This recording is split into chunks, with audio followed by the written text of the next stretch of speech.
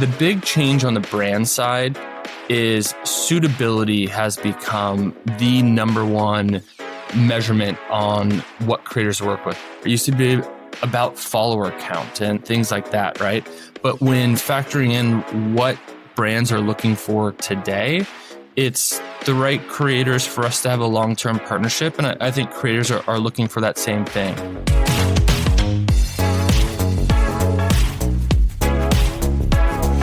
We often talk about creators as artists or entertainers, but the reality in 2026 is much simpler. Creators are small business owners. And like any business, they face the hurdles of scaling, managing workflows, and getting paid on time. For brands, the challenge is just as steep, moving past the celebrity influencer to find the micro communities where engagement actually happens. Joining me today is Tim Sovay, Chief Partnerships Officer at CreatorIQ. He's spent years helping the world's biggest brands scale their creator efforts. And today, he's sharing why the future of the industry lies in the messy middle of AI workflows and the rise of creator commerce. I'm Luz Corona, and this is Campaign Chemistry.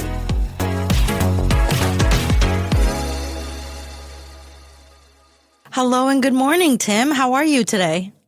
Doing great. Thanks for having me. Yeah, you have a very cool background right now. Where are you now? What city are you in? Yeah, I'm in New York visiting. So I actually live in Boulder, Colorado, but I'm in town for the week. So I'm Central Park South, right by Columbus Circle. So I have a little bit of a city view behind me today. Nice. Okay, so you get to dip in real quick for some New York City holiday stuff, and then you get to go to the Peace in Colorado. That's nice. That's right. That's right. Best of both worlds. Yeah, it is. Yeah. So, Tim, we're excited to have you here today. You guys have come out with some really great research findings at CreatorIQ, but, let's backtrack a little bit. Can you very briefly tell us about your role at CreatorIQ and what CreatorIQ is for our listeners who may not be as familiar? Yeah, absolutely. So like I mentioned, I'm Chief Partnerships Officer. So I have a really fun job, right? I get to work with some of the best social platforms, big data partners, other folks in the ecosystem, along with our biggest customers, right? So taking a step back, CreatorIQ is the leading SaaS platform in the creator economy. So we help big brands, think Disney and Amazon and Unilever and Pepsi and others, scale their efforts in creator marketing.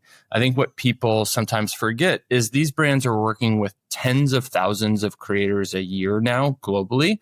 So they need a platform to help them measure all of that, bring visibility, who they're working with, how much they're paying them, what the return on investment is.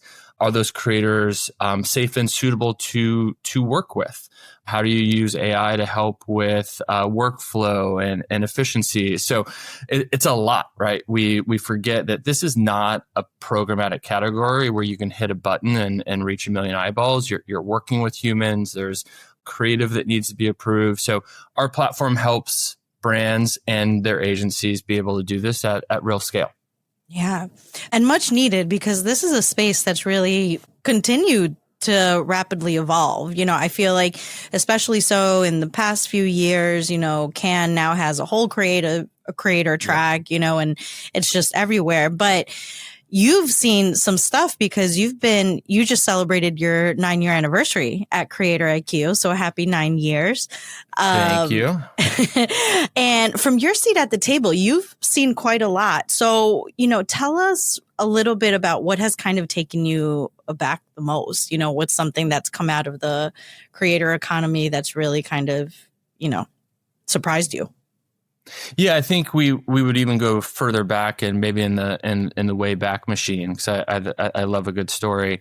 So I've been in the category for about 15 years. I helped start a company called The Audience way back in 2011, and really that came out of this idea that we saw real kernels of again, if you remember 2011, this is when Facebook fan pages were really popular and brands were building communities of millions, tens of millions of people following those brands on Facebook. And you obviously had the proliferation of YouTube at that point, who also just celebrated their 20th anniversary, and really the kind of early kernels of digital creators. And the audience, what we saw there was people really cared about people more than brands on social, right? So this term influencer marketing, the term creator economy didn't exist back then. But what we saw was people cared about the actors they loved, the musicians they loved, celebrities, talent, digital creators they loved. And we built this huge community of hundreds of talent and built almost like this Warhol content engine that would reach billions of impressions a month and would start to build in what we would call branded content back then. And that was the age of the multi-channel networks, or the MCNs. So think Fullscreen and Maker Studios and Style Hall and Machinima, the Audience, all of these very early companies. The overused term Wild Wild West, it really was back then, as we were all trying to build an industry, right? And I always say at the Audience, we were probably too early. But the 150, 200 people are in that room, that center of excellence, that the knowledge of again, influencer marketing back then was just really incredible. And I really kind of put that time as kind of like a wave one or phase one. Fast forward 5 or 10 years, I'd put kind of the second phase around the pandemic. And I think, as unfortunate as the pandemic was, it really made brands figure out creator marketing in a meaningful way. It was a channel they could still advertise on. Every brand became an e-commerce and social brand overnight. And that's really kind of the second phase, where I would think about things like measurement really matured, creator commerce and affiliate started to mature, et cetera. And fast forward another 5 years, and I think right now what we are seeing is a full maturation of the industry, right? So paid media is now a huge element of the creator economy. You have to remember 5 or 10 years ago, media wasn't a big part of it. You worked with a creator for their organic reach. And we used to talk about that relationship ended with a post. A brand and a creator would work together, that creator would post, and whatever the results were, that would be the outcome. Now we talk about how the industry starts with that post. How is that asset used? What is the lifetime value of that content? Brands now have relationships with creators where they have the rights to use that content for paid media. Like I mentioned, they have for affiliate and commerce. They use it for ratings and review sites. They use it on their owned and operated websites. How do you get more out of that asset? And that actually makes it look a lot like other mature advertising channels or media channels. I think that's really where we are now, where there's an expectation that creator marketing doesn't sit on the side and you've got all of your, quote unquote, big M marketing over here or big M media over here and creators over here. Now there's an expectation that it's fully integrated into, marketing plans and media plans. And, I'll just end on that's actually great for the industry, but also a little scary for folks as, now the proof's in the pudding. You really have to make sure that it holds up against every other mature marketing channel out there. Yeah. So by paid media, you mean like the promoted posts, kind of like boosted and all that yeah. They actually brands put dollars behind. Yeah, absolutely. There's different ad formats, right? TikTok really exploded with Spark ads. There's partnership ads on YouTube and on Meta. There's things like dark posts. Do you boost the creator's channel? Or are you moving the asset over to the brand channel and using it from there? So yes, there's different formats, but absolutely, it's the content working in the paid media ecosystem alongside what we would traditionally call kind of organic reach. Gotcha. Okay. So, this is interesting because you also touch on this on your annual State of Creator Marketing report, which I think entered its 6th year this year. Let's talk a little bit about some of the trends that you guys called out. And for anyone who wants to reference, the State of Creator Marketing Report is out there, and we also covered it on Campaign Live. Julia Walker did a really great job covering it. So in Julia's article, she calls out how micro influencers are on the rise and brands face new roadblocks. And I just feel like this is a pendulum that just swings back and forth, right? Like I remember like micro influencers having a moment a couple of years ago, and then it just keeps going back and forth. But talk to us a little bit about that. Why are they on the rise again, and what does that scene look like now? Yeah, I think you're absolutely right. It's like, which way is the wind blowing today? Here's my approach, and my thinking on that. There is no one size fits all for brands, right? This reminds me a little bit of this arms race a few years ago, where us and other, solutions, platforms, agencies in the space would be like, we have 5 million creators in our database. We have 10 million, we have 20, we have 50. That number doesn't really matter, how many millions of creators. Sure, you want access to the top talent, but really what brands care about is not the 10 million creators in someone's discovery database. What are the 10 that are right for me? The 100 that are right for me? The 1,000 that are right for me? It could be the 10,000 that are right for me. And the reason there's that big scale is because it comes down to, what are you actually solving for, right? If you are a brand who's running a campaign that is looking for a large reach campaign, well, that's a very different strategy in all sorts of different and all sorts of different channels, right? You don't have a one size fits all for a reach campaign versus a conversion campaign in other forms of advertising either, right? So in that case, you might be working with a large set of creators, or, large follower count or large reach, and you have the data to understand what you're solving for. Versus a commerce campaign or affiliate campaign, the data does show that smaller creators have, yes, a smaller community, but a tighter knit or more defined community. And they do tend to have higher conversion rates on things like commerce campaigns, right? So, we see a brand who's running a large affiliate network of creators. The average follower size for those creators are typically around about 30,000 followers or so, right? And again, follower count is not something that we pay attention to as much anymore. Obviously, with all the algorithmic changes that are happening on the platforms, TikTok started it, but Instagram, YouTube, Shorts, others have the same approach. But still, the data does show that a large network of quote unquote micro creators is a successful strategy when building out a affiliate strategy, which could be wildly different for someone who's looking for top line awareness or big reach. So I think that's why micro creators have come back in the conversation, and I think this is in the report as well, the acceleration around commerce is an important trend to pay attention to.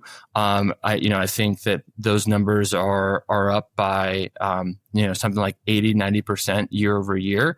And so for us, it's having that option of understanding, what are these clients solving for, and what are the right solutions that they need for that outcome, not a one size fits all going into a campaign or a brand strategy. Yeah. And that makes especially a lot of sense, because I just feel like this next generation of consumers, they're so ad fatigued and already kind of like reluctant to, accept advertising. Yeah. So, the more catered the messaging is, I think would resonate better with them. For our listeners' reference, can you just kind of review real quick what a micro influencer is? It's not based on height, it's follower count. So micro influencer is under 10,000, right? 10,000 followers? I think that's more nano. The way, look, different people report different numbers, right? The way that I would typically think about it, though, is a nano creator or influencer is, say, under 10,000. A micro is kind of that 10 to 100,000. So I think about it, nano, micro, macro, mega. Yep. And the next one up is kind of that like 100,000 to 1 million or so. And then, mega would be over 1 million. Again, some people have different ranges in there, but that's a kind of general framework for it. Yeah, that's how you guys look at it. Yeah, I feel like that's kind of more or less like industry benchmarks. You pointed out something really interesting before where you were talking about creators really being embedded in e-commerce and all that. And immediately I think of platforms like LTK and even Amazon now, where like creators are directly embedded, to some Absolutely. of the content on there. And that's kind of a crazy space. Do you have any sort of like predictions or insight on how that part of this will roll out, or what are you seeing from your seat at the table? Yeah, the two fastest growing areas that we see are around paid media and around commerce, right? And again, I think that speaks to the maturation of the industry. I think it's very exciting for us, right? When we talk about category growth, historically it was around marketing budgets, around building community, and those types of terms were often used. And marketing budgets are great. Believe me, we want to be part of that. Media budgets are much, much larger and much more integral into a kind of global strategy. And so when you see the investments that the media holdcos are making, obviously with WPP and Publicis and others making really, really big bets in the category, that's a clear sign that their brand clients expect this expertise in-house. So they've been gobbling up influencer marketing agencies, some of our peers, which is fantastic. And we're seeing the same growth in commerce. So, you mentioned Amazon, Walmart, all of the big e-com players, certainly all of the retailers, right?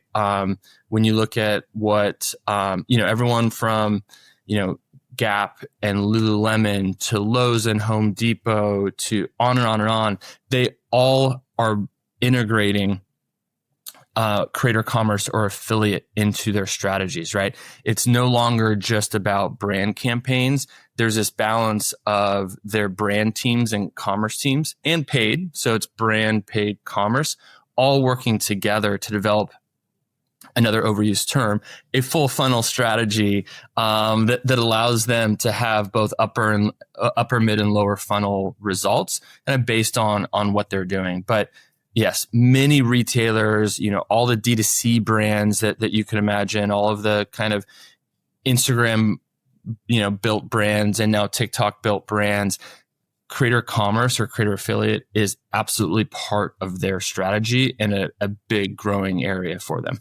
Yeah, I feel like my latest purchases have been heavily influenced by creators that I'm finding. It's crazy how so many of these platforms are just like embedded into each other or just kind of connecting. So I'm scrolling on Pinterest. That's my brand safe platform that doesn't give me headaches, or anything like that. And then that's where I discover the influencers who, are advocating for these Amazon products that they absolutely made their life easier, and it's just so natural now. It doesn't feel forced at all, especially if it's like a native ad placement like that on Pinterest.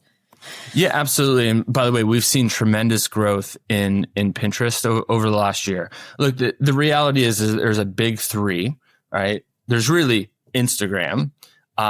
We see, so just to give you a sense of our scale and the data ecosystem that we're looking at.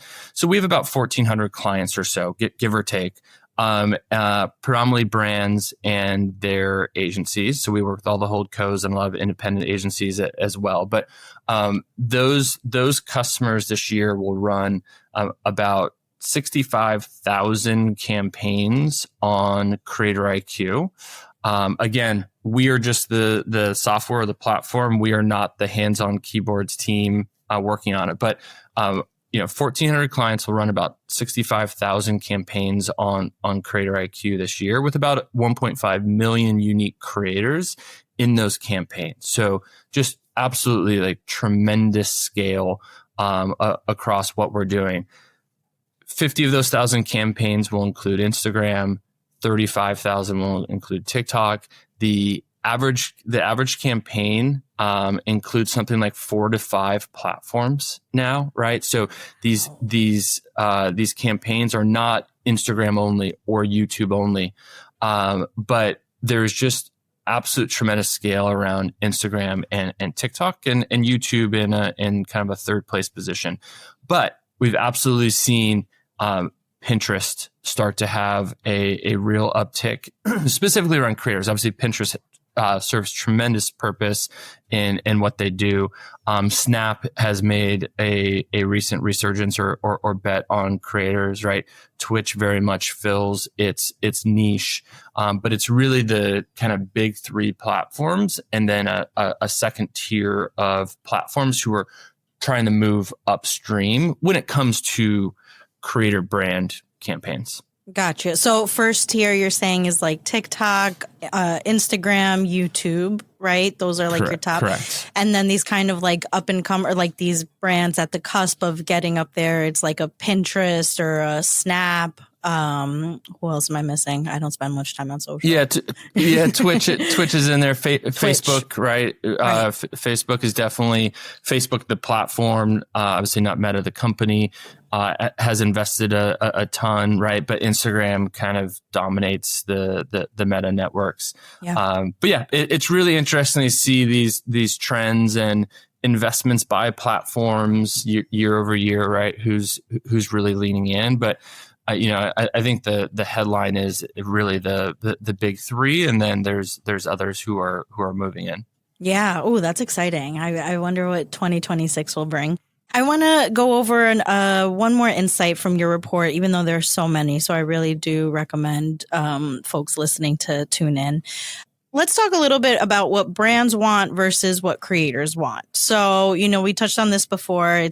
Julia called it an era of efficacy over efficiency, where brands are focused on, measurable returns, that ROI, really getting their money's worth, while creators are hoping for better communication, right, from brands.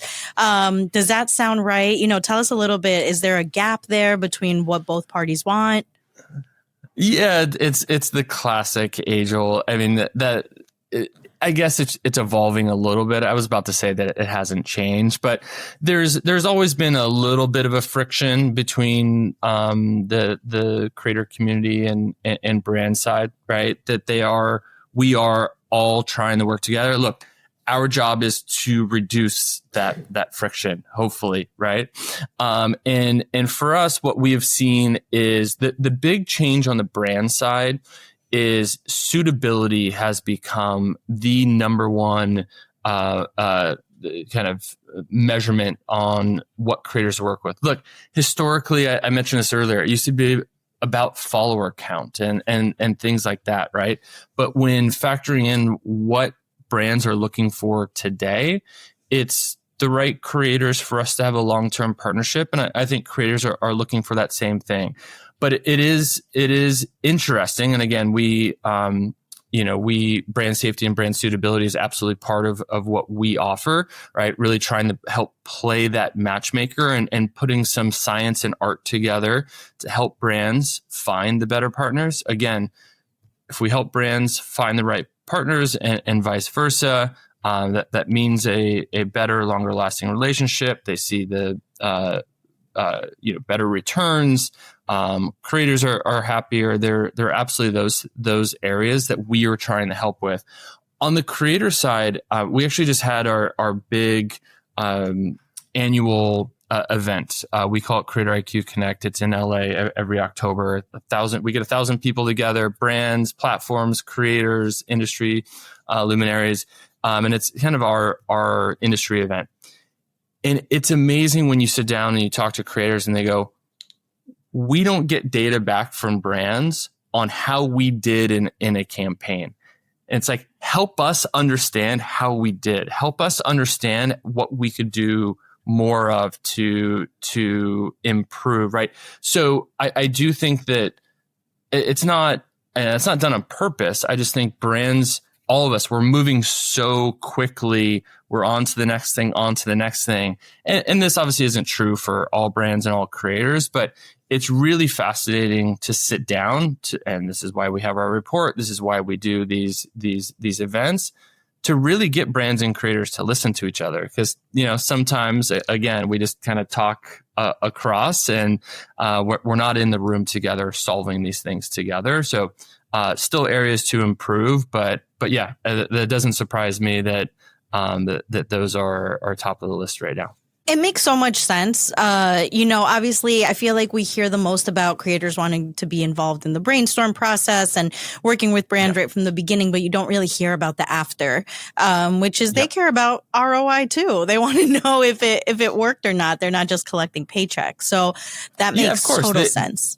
They want to continue to work with the brands they love, that they want additional opportunities. They want to improve. They want to know what's working for the brand. That, again, we've moved from this transactional side of the industry that doesn't benefit anyone. And so the more data, the more intelligence that we can share in both directions, I think the better for the ecosystem. Yeah, for sure. Now, talking about friction in the ecosystem, before we started recording, a little bit about creator pay. Now, this is a topic near and dear to the campaign editorial team's hearts. Our data journalists, Cecilia Garzella and Julia Walker, put together this very in-depth report this is a topic that hasn't really gone too deep yet, but this report did, about the lag in paying creators. And it's due to these kind of antiquated payment terms, whether it's ad agency side or brand side, it's the 30, 60, 90, sometimes even 100-day windows. But these creators are like contractors, essentially, right? They have to sustain themselves and all that. So, since you've been in this business for a couple of years now, tell us a little bit about what you've seen when it comes to creator pay. Is this kind of a problem that's always been around and it's just getting more attention now? Like, what are your thoughts there? Yeah, absolutely. This is the other age-old challenge. And I think you hit the nail on the head with the way that these companies view creators are like traditional contractors, right? And or a vendor. And so when a big agency or a brand pays their experiential agency vendor for an event they had in Chelsea last night, those payment terms have been 60 days for years, decades. It is just their big company payment terms, and creators are treated the same as contractors, right? And so a couple things are happening, and this is well known in the industry as a big challenge. Like you said, lucky on 60-day, we've seen 90, we've seen 120-day.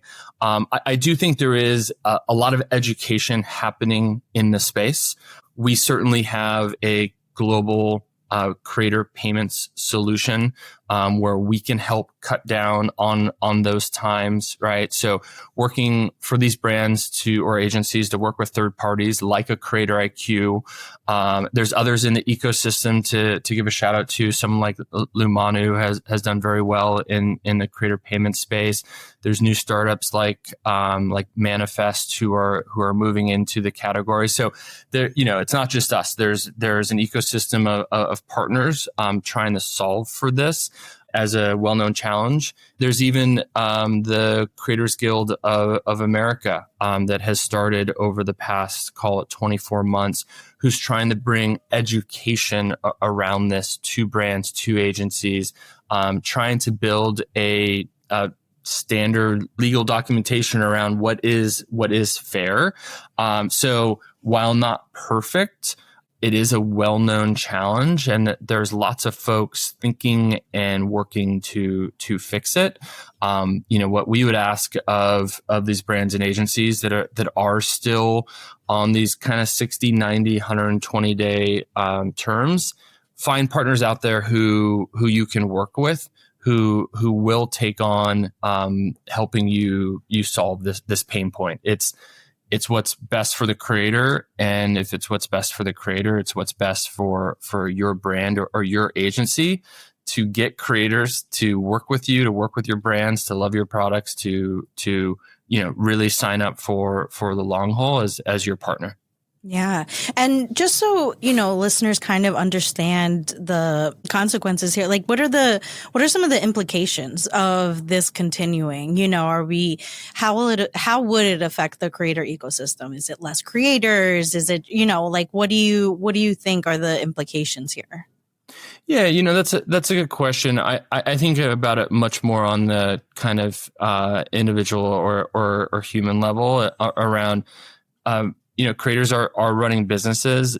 This is for them to reinvest dollars back into their community, into their production costs, into the teams that they are working with, right? So filmmakers, editors, producers, or they're an individual, they do it all, and they've got to, pay for their rent and their car payment. The ability for them to reinvest in their community, in their business, helps them grow and obviously gives them an opportunity to, continue to see through this creator, or content creator dream. So that's the kind of humanistic side of it. The other side of it, just frankly, is there's a bad taste left in their mouth. I mean, there's been plenty publicized. Anyone can go look up kind of the challenges of what happens when an agency isn't paying creators or brand isn't paying creators, and they're kind of late on payments. It's not good PR at the very least, and at the worst, you're going to have a community who no longer wants to work with you. Got it. So what I'm hearing, the TLDR is be a good partner. It's not that hard, for agencies and brands to be a good partner to these creators. And also just business implications. It could really ruin your reputation and just other creators working with you. And there's solutions out there to help you solve this. Right. So, yes, you might be handcuffed with how your accounting department currently works, but find third-party partners who are willing to get creative with you to accelerate this. There's plenty of solutions to help solve for this. I love it. I love a good solution. Thank you, Tim. So let's move on. Obviously, so much to talk about, but I'd love to kind of, before we ask you our last question that I gave you a warning about, let's talk some predictions. I mean, obviously anything can happen, right? We're seeing the pendulum swing back to micro influencers and things like that. Anything that you think will happen this year that people aren't really aware of, or anything you kind of see happening or evolving? Well, I'm really proud of us for making it 30 minutes without using AI in our conversation in 2025. So hopefully that's a record for your podcast. It is. But you can't have a conversation about what's coming without talking about how AI fits into this, right? And I think what we'll continue to see is an increase in investment in AI in certain areas, right? So we touched on brand safety and suitability. The ability to look at historical content, understand, text, transcripts, video, images, things like that. AI really helps solve and protect downside and helps with suitability on upside around, again, who are the right creators to work with.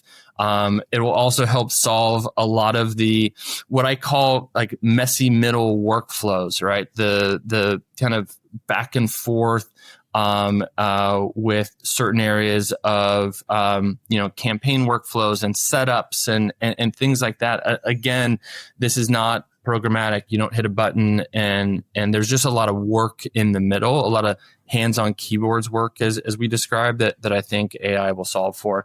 What it won't solve for though is creative, creator relationships, right? The kind of secret sauce of the industry. I think that will still, very much be a human first approach as we move forward.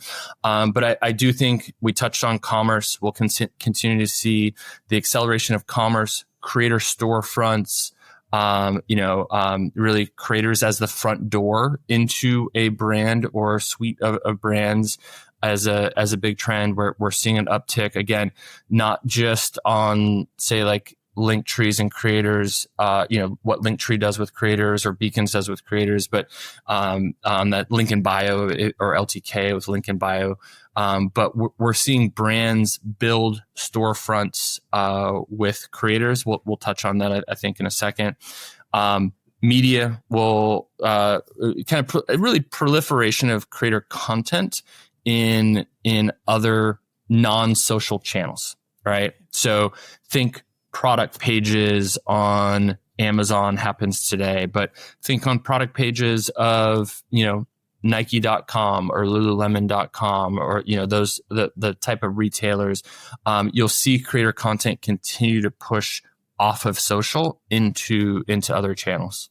Gotcha. And live shopping, you think will continue to increase? Yeah, we just saw Kim Kardashian, right? Just did like a QVC thing for Skims, which people went nuts for it, I think, from what I saw. Yeah, it's a fantastic point. TikTok Shop just had a record breaking, I can't remember if it was Black Friday or Cyber Monday, right? Live shopping and those solutions out there will absolutely continue to grow, right? And kind of what's that balance of live shopping versus on demand? And again, I talk about lifetime value of content. Like what is that? What is the value of that post live as well? How's that content integrated into a brand strategy, both in the moment and then, after that moment ends? I think will be really fascinating. So yeah, a lot happening, a lot around commerce. And I think that just speaks to the fact that we're all growing up, and this idea of like understanding ROI and measurement and insights will continue to drive the industry forward. Yeah. Oh, man, I'm just remembering back my ad agency days where we would recommend creators and there was really no way to tell if it was working except like reading through the comments. So we've come a long way. Reading through the comments and we thought that we were going to get 1 million views and we got 1.1 million views. We did it. We did it. Yay, success. So Tim, I gave you a heads up about this before. We like to conclude our episode with the same question. So in the spirit of supporting emerging talent, we have an award coming up called Campaign Spark that celebrates emerging talent in the industry.